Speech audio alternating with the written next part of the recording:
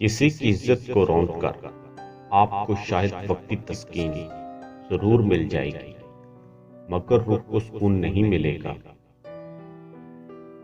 کپڑے جسم کو ڈھانپ لیتے ہیں، مگر گفتگو ایک پل میں انسان کو ننگا کر دیتی ہے۔ جو آپ کی خاموشی کو سمجھ نہ پائے، وہ آپ کے لفظوں کو بھی نہیں سمجھے گا۔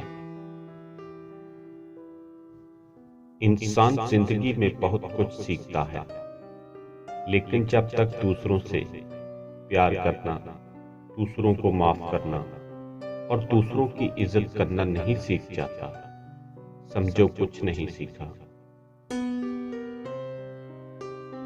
بعض اوقات ایک چھوٹا سا جملہ انسان کے قلب پر وہ اثر کرتا ہے جو لمبی چوڑی تقریر بھی اثر نہیں کرتی، جس کے نتیجے میں اس کی زندگی بدل جاتی ہے۔ فاصلے کبھی رشتے الگ نہیں کرتے، اور نزدیکیاں کبھی رشتے نہیں بناتی۔ اگر احساس سچے اور پرخلوص ہوں تو رشتے ہمیشہ زندہ رہتے ہیں۔ شکر ادا کرنے کی وجہ نہیں ڈھونڈنی چاہیے، بلکہ عادت ڈالنی چاہیے، کیونکہ شکر گزار لوگوں سے اللہ بڑی محبت کرتا ہے۔ امن و سکون آسمان سے نہیں اترتا، یہ پیدا کرنا پڑتا ہے۔